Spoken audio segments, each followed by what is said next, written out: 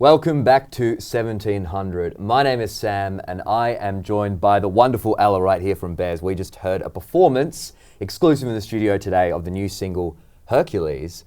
And you had a bit of a setup as there as well. You had Renee, shout out, on the guitar too. Yeah. It was pretty similar to how it appears as the single as well, the performance. Yeah, well, I mean, the song only came out today, so I don't want to do something completely different. Yeah. But yeah, I think it's nice when you can have a bit of variation in your live show, and I think that as this song, you know, enters our set list, it'll probably evolve and change. But for now, I'm really proud of what it sounds like, and I don't want to make too many changes at this early stage. So it was nice to kind of do it in its full form. Now, is it a track off an upcoming project you're Actually, this is a standalone track, kind of completely unrelated to a lot of the stuff that I've got in the works, but it's just a really fun song. I just thought it was really glittery, good time. I just kind of, it is. Yeah. I feel like it's a little bit more upbeat than some of your like older stuff. Yeah, well, that's the thing. Like, I feel like last year I released an EP that was very acoustic and mellow, and I wanted to have a bit of a bridge between that and the stuff that I'm going to be doing later. And I thought that Hercules would be a good way to bridge the gap with something a bit brighter, you know, fun, with a fun guitar solo. Yeah. So, yeah, that was kind of the plan. So you had an EP that came out in 2017. Yep. Are you working on a new EP at the moment as well? Yeah, I've got some stuff in the works coming out, a big project, which is really exciting to work on something that's a little bit unique and different. Yeah, so it's nice I feel like, because I've released 2 EPs in the past, I feel like, I'm not sure, I don't know if releasing a third one, I don't know, it's weird. I feel like I keep putting out all this music, but I just can't stop. It's just, I want people to hear what I have to say, I think.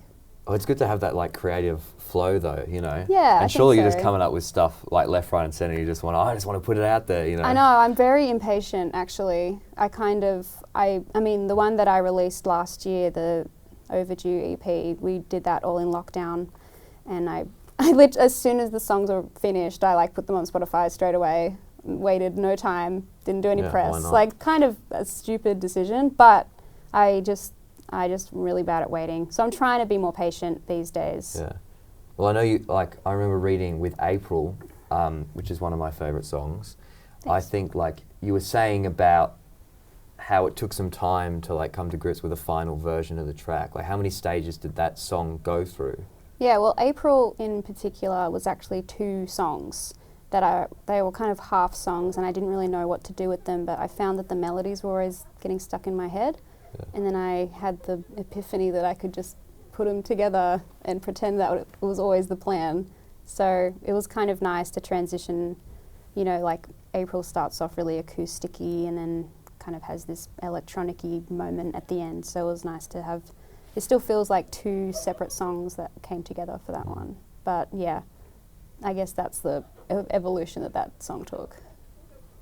When people are listening to your music, is there a particular kind of way you want them to listen to it, or mood or feel that you know, imagery that you want your listeners to get when they're listening to the tunes?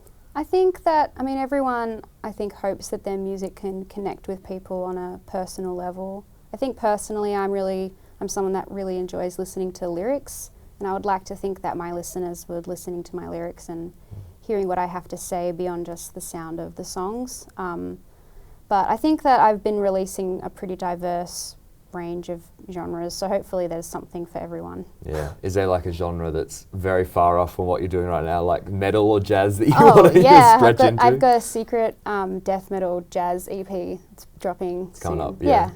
Keep an eye on that one. Keep an eye out, yeah.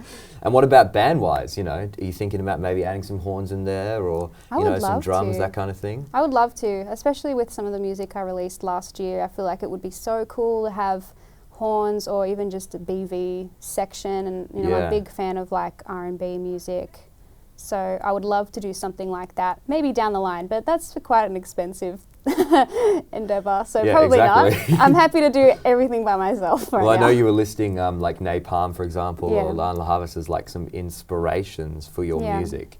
And like, you know, hired as Cody, they got the backing vocalists and everything. Yeah. You know, that's expensive to travel Yeah, around the world. I'll just hit a track and then we'll be good. Yeah. Who's inspiring you at the moment though? Who are you listening to? I mean, lots of synth pop stuff is really fun at the moment, and that's what I'm really interested in.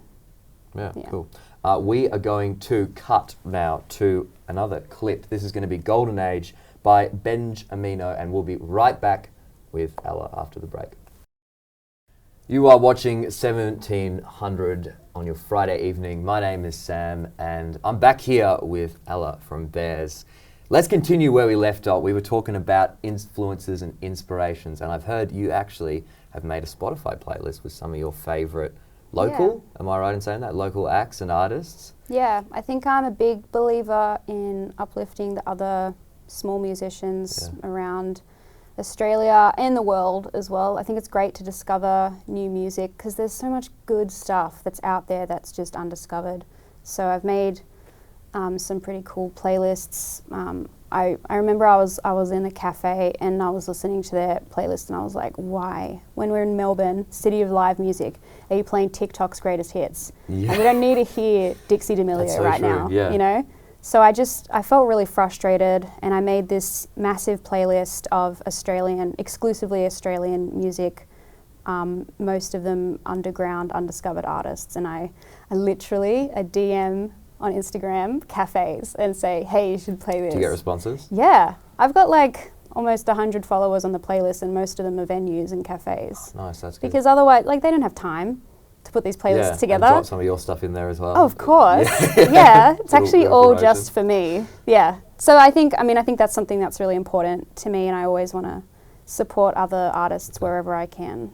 So. Do you in the future want to release like physical stuff like records or CDs? Because I'm a big vinyl guy myself, and I've been I'd love not to do listening that. to Spotify as much recently. I would love to do that sort of thing. I think like the reality is it's super expensive to do that. I would love to. I did a run of T-shirts and like little enamel pins for my EP last year, which was really fun. I was so surprised that people wanted to actually buy a T-shirt with like my lyrics on it. Like, that's just crazy. I think I remember seeing them. It's because they looked cool though. Because I think a lot of artists put out some merch that you're like, I don't know. Well, they're all sold out, so it's an exclusive, limited. Exactly, yeah. I wanted to have a little bit of a chat about another one of my favourite songs, Overdue. And I love the like vocal layering on the song as well. And I think that adds this kind of, I don't know, this depth, and it's like really raw as well, lyrically, and also with the playing. When you're in the studio, working it out, mixing it, mastering it, I'm not sure how much of that you do, what are you thinking about? Are you directly thinking about bringing that emotion forward to the front? I think the main thing I'm thinking about when I'm developing stuff in a studio sense is just trying to have fun and figure out what my brain is doing automatically to just enjoy the process of the music making.